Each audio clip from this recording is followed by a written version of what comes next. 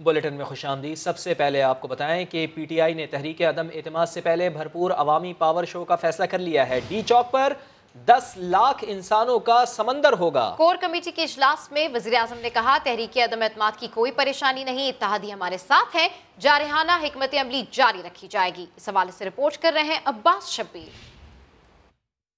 एक दिन पहले अदम एतमाद से ये सारी कौम देखेगी, डी चौक में इंसानों का समुंदर होगा इस्लामाबाद में।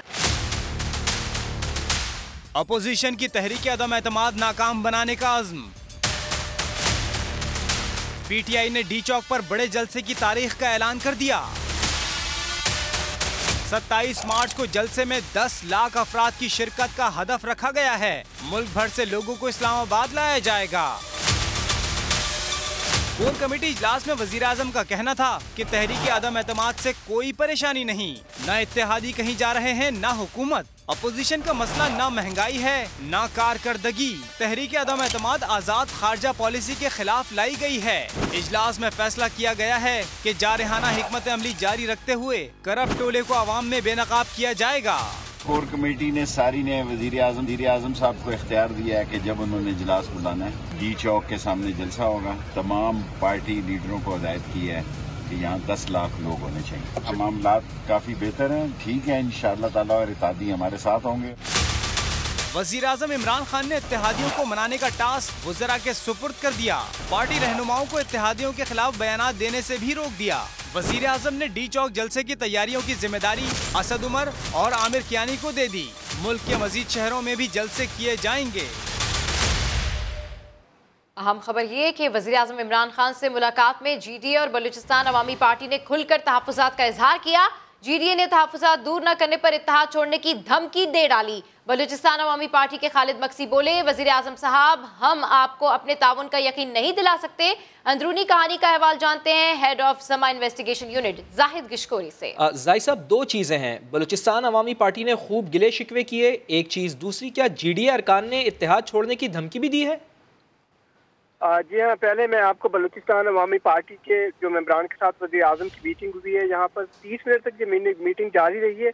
उसमें वाज़े तौर पर अरकान ने बताया है कि हम इस स्टेज पे आपको इंश्योर नहीं करा सकते कि हम आपको वोट करेंगे, क्योंकि बलूचिस्तान में हुकूमत चेंज हुई, वज़ीर आला चेंज किए गए, पार्टी तस्लीम हो गई। उस वक्त वफाकी हुकूमत ने कोई मदाखलत नहीं की और हमारे बहुत ज़्यादा कंसर्न्स हैं इस पर।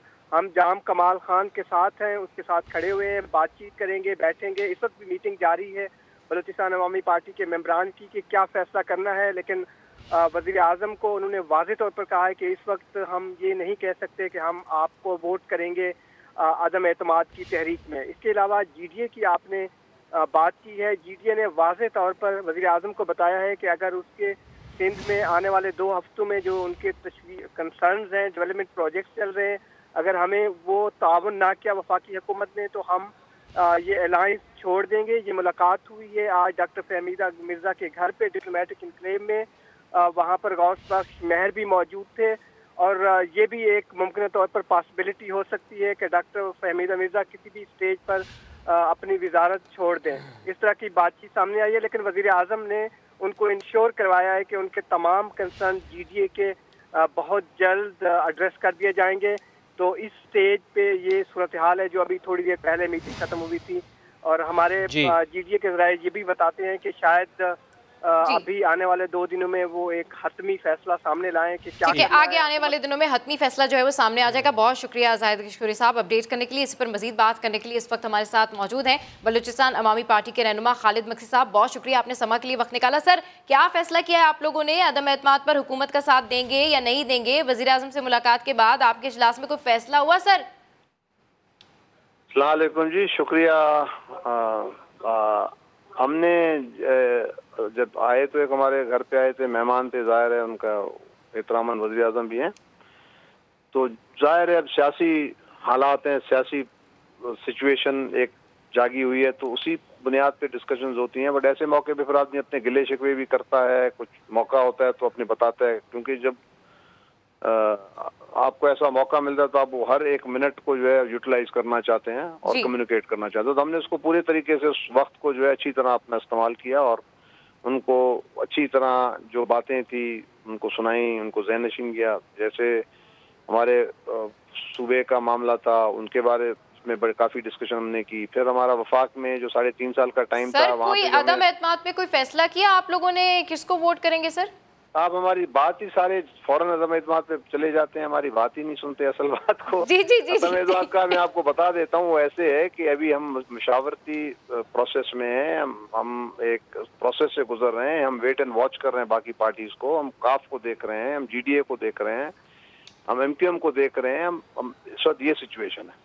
ठीक है, बहुत शुक्रिया। खालिद मक्सी साहब समा से गुफ्तगू कर रहे थे। तहरीक अदम एतमाद से पहले अपोजिशन की सफबंदी, कायदे हिज़्ब इख्तिलाफ मियाँ शहबाज शरीफ की रिहाइशगाह पर अपोजिशन रहनुमाओं का इशाइया जारी है। साबिक़ सदर आसिफ अली जरदारी, सरबरा PDM मौलाना फजलुर रहमान भी शरीक हैं। इस हवाले से मज़ीद तफसीलात हासिल करते हैं समा के नुमाइंदे उस्मान खान से। जी उस्मान खान, बड़ों की ये बैठक है, क्या आउटकम निकल रहा है? जी बिल्कुल, अपोजिशन लीडर शहबाज शरीफ की जानिब से आज तमाम अपोजिशन के जो मरकज़ी कायदीन हैं उनके एजाज़ में ये डिनर का एहतमाम किया गया है। और इसमें बुनियादी तौर पर जो इस वक्त हुकूमत के इत्तेहादी हैं और हुकूमती इनफरादी अरकान के साथ जो राब्ते हुए हैं, जो मुज़ाकरात हुए हैं, उसमें जो पेशरफ्त हुई है उस हवाले से एतमाद में भी लिया गया एक दूसरे को। और साथ ही साथ इस तमाम मुज़ाकराती अमल पर अपोजिशन कायदीन जो है वो पुरज़म भी है और पूरे एतमाद भी दिखाई देते हैं। और शहबाज शरीफ की जानिब से जो खिताब किया गया उसमें उनकी जानिब से कहा गया है कि ये आवाम की तहरीक है जिसने इमरान खान के जो है वो होश उड़ा दिए और जालिम और नाअहल वज़ीर आज़म के घर जाने का वक्त आन पहुँचा है। और बहुत सारे जो हवाले दिए गए हुकूमती इक़दाम जो गुज़श्ता 3.5 साल में उस पर भी शहबाज शरीफ की जानिब से बात की गई है। और उनका यही कहना है कि इमरान खान का हर खिताब नाअहली और शिकस्त का एतराफ़ है और जिस किस्म की बदजुबानी और बदकलामी की जा रही है इससे कौम को जो है वो तकसीम करने की साजिश की जा रही है। तो यहाँ पर जो है वो तमाम कायदीन मौजूद हैं और उस तमाम अमूर का जायज़ा लिया गया। और इंतहाई ठीक है, यहाँ पर तमाम कायदीन मौजूद हैं और तमाम अमूर का जो है वो जायज़ा लिया गया। उस्मान खान, अपडेट करने के लिए शुक्रिया। तहरीक अदम एतमाद के हंगामे में जोड़ तोड़ का जोर, हमजा शहबाज तरीन ग्रुप के दर पर पहुंचे। मुलाकात के बाद तर्जुमान इमरान गौराया ने दावा किया कि वज़ीर आला पंजाब हमजा शहबाज होंगे, मगर मुलाकात में मौजूद लीगी रहनुमा सलमान रफीक ने वाज़ेह किया है कि वज़ीर आला का फैसला तो क़यादत ही करेगी।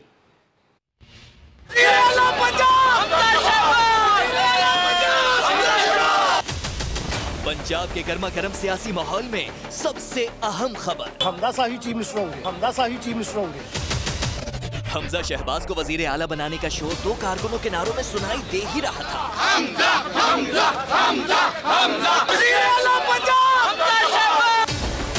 मगर आज लाहौर में जहांगीर तरीन के रिहाइशगाह पर हमजा शहबाज मिलने आए तो ये बात खुलकर सामने आ गई। मुलाकात के बाद हमजा शहबाज के तर्जुमान ने दावा किया कि हमजा शहबाज ही वजीर आला होंगे। बड़ी अच्छी मुलाकात रही है, खाना खाया, अल्लाह खैर करेगी इंशाअल्लाह। और हमजा शाही चीफ मिनिस्टर होंगे, और हमजा शाही चीफ मिनिस्टर होंगे। मगर दूसरी जानिब इसी मुलाकात में मौजूद नून लीगी रहनुमा सलमान रफीक मामले को क़यादत के फैसले पर डाल रहे हैं। क़यादत फैसला करेंगे। नहीं, नाम कौन से डिस्कस? कोई तो नाम हुए होंगे डिस्कस। इनकी तरफ से ज़रा तरीन साहब फैसला करेंगे, हमारी तरफ से हमजा साहब का डिस्कस फैसला करेंगे। तो वज़ीर आला पंजाब नहीं, ज़ाहिर है ये तो मरकज के साथ मुंसलिक है ना, मरकज में जो होगा फैसला उसके बाद फिर उसका सूबे पर इम्पैक्ट आएगा। क्या छोटे मियाँ के साहबजादे ही वजीर आला होंगे? मामला किस तरफ जाएगा जल्द वक्त बताएगा। नून लीग के नायब सदर हमजा शहबाज और जहांगीर खान तरीन के दरमियान टेलीफोनिक रब्ता हुआ है। तफसीलात जान लेते हैं। समा लाहौर के ब्यूरो चीफ नईम हनीफ साहब हमारे साथ मौजूद हैं। नईम साहब, क्या बातचीत हुई है इस टेलीफोनिक रब्ते में? जी बिल्कुल, हमजा शहबाज शरीफ आज एक डेलीगेशन के साथ तरीन हाउस पहुंचे तो यहाँ ओन चौधरी और तरीन ग्रुप के दीगर जो अरकान असम्बली थे उन्होंने इस्तकबाल किया उनका। तो इस मुलाकात में जो गुफ्तगू हुई उसके बाद जो है हमजा शहबाज शरीफ की बात करवाई गई लंदन में मौजूद तरीन ग्रुप के सरबराह जहांगीर खान तरीन से। इस मौका पर जो है वो हमजा शहबाज शरीफ ने जहांगीर खान तरीन से अदम एतमाद की तहरीक के हवाले से और मौजूदा जो सूरत हाल है उसमें ताउन मांगा उनसे और उनकी खैरियत भी दरियाफ्त की। और इस मौका पर जो है हमजा शहबाज जो है उनसे बात करके खासे मुतमईन दिखाई दे रहे थे। और इस हवाले से ये भी इतलात है कि जहांगीर खान तरीन जो है कि शायद आइंदा 5 से 6 रोज में वतन वापस आएंगे और हमजा शहबाज ने उन्हें दावत भी दी कि जैसे ही आप वतन वापस आते हैं तो आपने जो है मुलाकात। ठीक है, बहुत शुक्रिया आपका नईम साहब।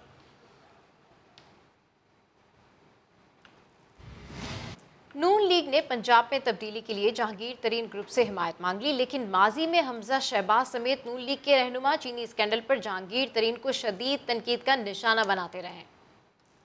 चीनी शुगर माफिया, चीनी ये तुम्हारी एटीएम जो है ना वो अरबों की जेबें भर रही हैं। चीनी स्कैंडल में अरबों रुपए के खबर नजर आते हैं। साफ चली, शफाफ चली, चीनी चोर काबीना का हिस्सा बन के बैठे हैं। पाकिस्तानी अवाम भी चीनी चोर के नारे लगा रही है। चीनी चोरी हो, चीनी महंगी हो, माफिया की जेबों को भरा जाए। जहांगीर तरीन को गिरफ्तार होना पड़ेगा। उनकी जो शुगर मिले हैं उनके ऊपर आज कार्रवाई का ऐलान करें और बताएं कि हुकूमत जो है वो जहांगीर तरीन से ब्लैकमेल नहीं होगी। चीनी चोरों को अपने साथ काबीना में बिठाता है। जहांगीर तरीन काबीना को ब्रीफिंग देता है। चीनी में सैकड़ों अरब बनाने वाले काबीना की टेबल पे बैठे। चीनी शॉर्ट होती है, अरबों कमाए जाते हैं। जहांगीर तरीन को इबरत का निशान बनाएं।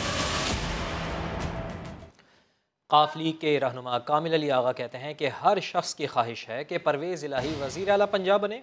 प्रोग्राम 7 से 8 में कहा कि वज़ीर आज़म से अभी कोई मुलाकात शेड्यूल नहीं, तमाम ऑप्शंस खुले हैं। अभी मुशावरत जारी है जी पार्टी के अंदर भी, और जो पार्टी अपना हमारा साथ दे रही हैं इकट्ठे चलने का जिन्होंने फैसला किया हुआ है, बाप पार्टी और MKM, इनके दरमियान अभी मुलाकातें हो रही हैं और कुछ आज होंगी, कुछ कल होंगी। तो अभी तक तो तमाम ऑप्शंस खुले हैं। अभी तक तो कोई शेड्यूल नहीं है जी। प्राइम मिनिस्टर के साथ अभी तक कोई मुलाकात शेड्यूल नहीं।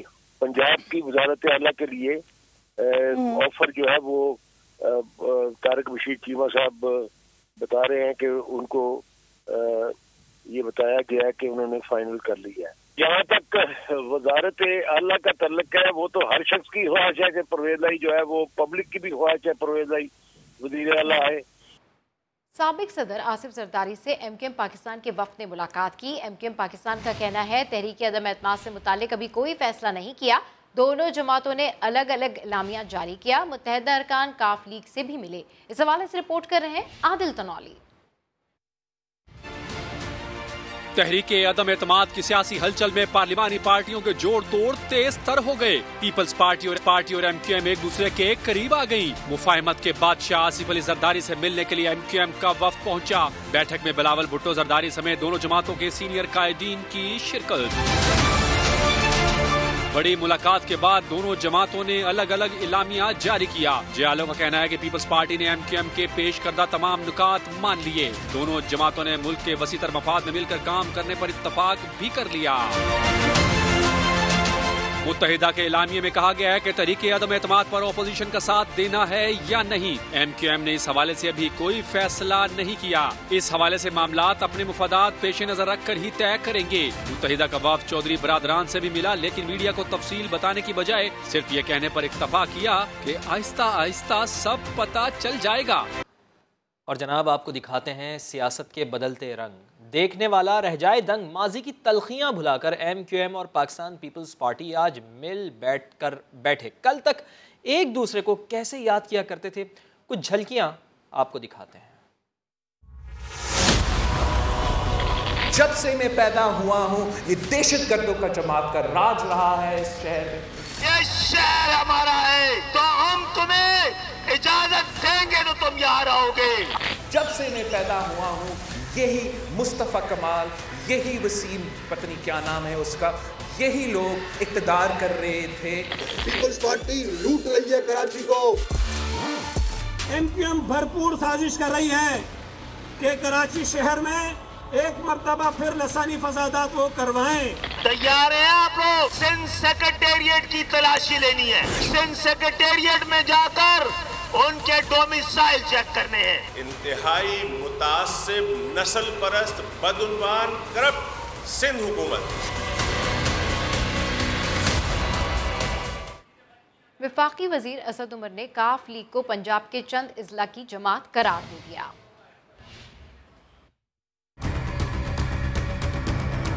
मुल्क के अंदर इस वक्त सूरत हाल ये है मुस्लिम लीग नून बुनियादी तौर पे एक जीटी रोड की, पाकिस्तान पीपल्स पार्टी अंदरून सिंध की पार्टी, बलूचिस्तान अवामी पार्टी नाम में ही जाहिर है बलूचिस्तान की पार्टी, ANP सिर्फ खैबर पख्तूनख्वा के चंद जिलों की पार्टी, NQM सिर्फ शहरी सिंध के शहरी इलाकों की पार्टी, PMLQ चंद पंजाब के अजला की पार्टी, JUIF बलूचिस्तान के और खैबर पख्तूनख्वा के चंद अजला की पार्टी। एक लीडर है जो खैबर से लेकर चाइना के बॉर्डर तक अगर आप चले जाएं खुंजराब में, या आप गवादर से शुरू हो जाएं, आपको हर जगह पर इमरान खान का चाहने वाला मिलेगा, इमरान खान का वोटर मिलेगा। ये सिर्फ जुबानी में बात नहीं कर रहा। खान साहब आगे चल रहे होते हैं, हम पीछे चल रहे होते हैं, उनके कुछ चंद कदम पीछे होते हैं, अब सीढ़ियों से ऊपर जाते हैं। जैसे ही स्टेज पे खान गया, आप रिएक्शन देखें, उससे फर्क ही नहीं पड़ता कि पाकिस्तान का कौन सा कौन है। वो सिर्फ सुनने के लिए नहीं आए हुए, वो आशिक खान के जो वहां पर आए हुए। तहरीक अदम एतमाद पर जो लोग वोट देने जाएंगे उन्हें 10 लाख के मजमे से गुजरना पड़ेगा। PTI रहनुमा आमिर कियानी ने खबरदार कर दिया। वजीर इत्तलात फवाद चौधरी बोले, डी चौक पर मदर ऑफ ऑल जलसा करेंगे। ऑपोजिशन का कहना है कि मुकाबला करना है तो पार्लियामेंट में करो।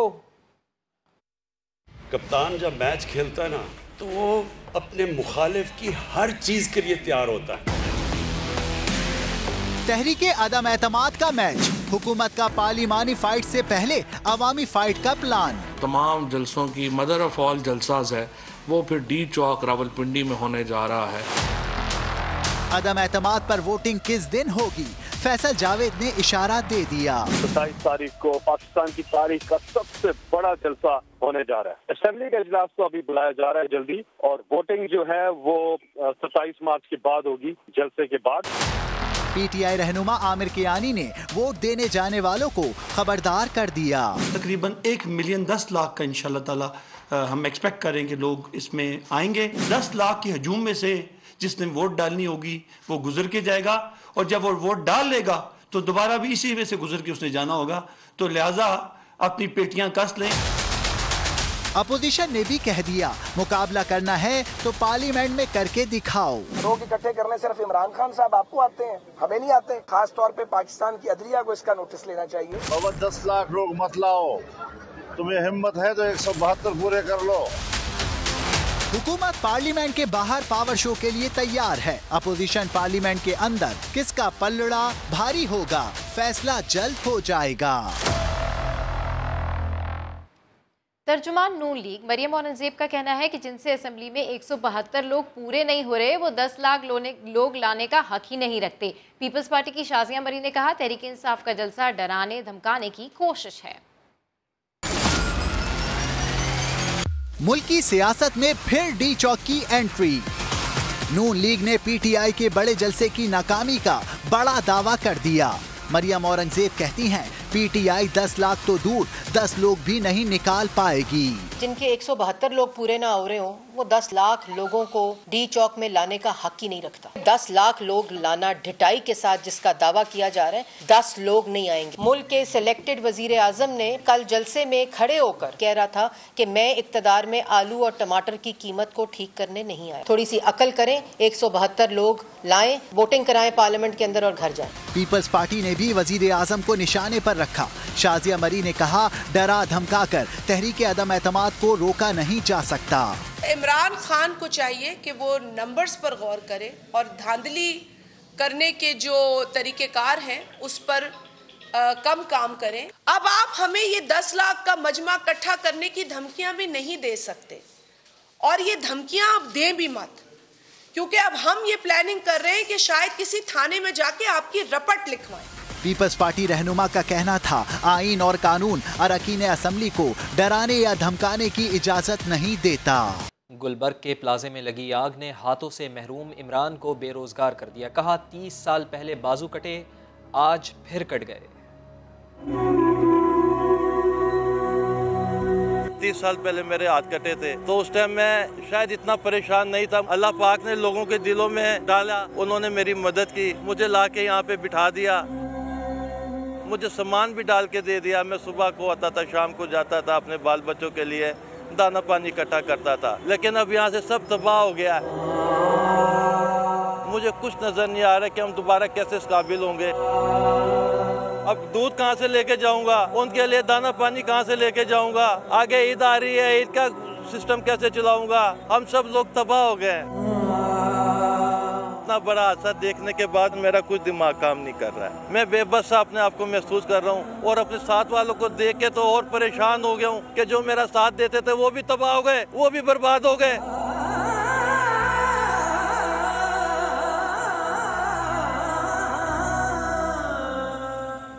महकमा मौसमियात ने रवा हफ्ते मुल्क में गैर मामूली हीट वेव का अलर्ट जारी कर दिया। बेशतर इलाकों में दर्जा हरारत मामूल से 10 डिग्री सेंटीग्रेड तक ज्यादा रहने का खदशा है। महकमा मौसमियात के अलर्ट में कहा गया है कि गर्मी की शिद्दत में गैर मामूली इजाफे से गंदम की कटाई वक्त से पहले शुरू हो जाएगी। लोगों को शदीद गर्मी के असरात से बचने के लिए एहतियाती तदाबीर अख्तियार करने की हिदायत भी की गई है। ये इंतबा भी जारी किया गया है कि इस्लामाबाद और रावलपिंडी में पॉलन की मिकदार बढ़ जाएगी। और अनदेखा पाकिस्तान में आपको दिखाते हैं इस्लामाबाद के नए गैंग की कहानी।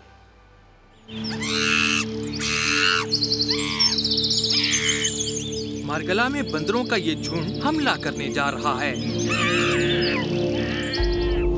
बदमाश बंदर।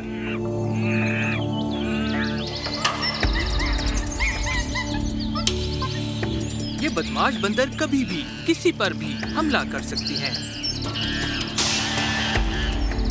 बंदरों के 6 से 8 गैंग्स ने यहाँ अपने इलाके बांटे हुए हैं। खाना ना मिले तो 10 से 12 बंदरों का गिरोह घरों में भी घुस जाता है।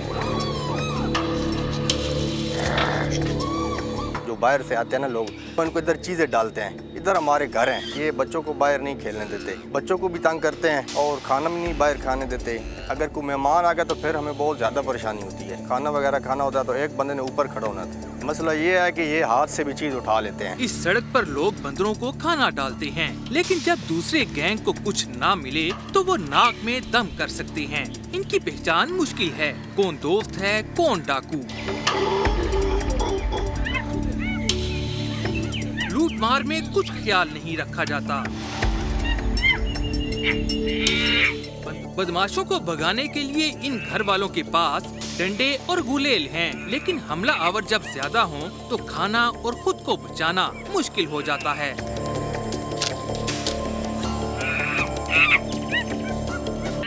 रेस्क्यू वालों ने भी इन बंदरों की गिरफ्तारी शुरू कर दी है।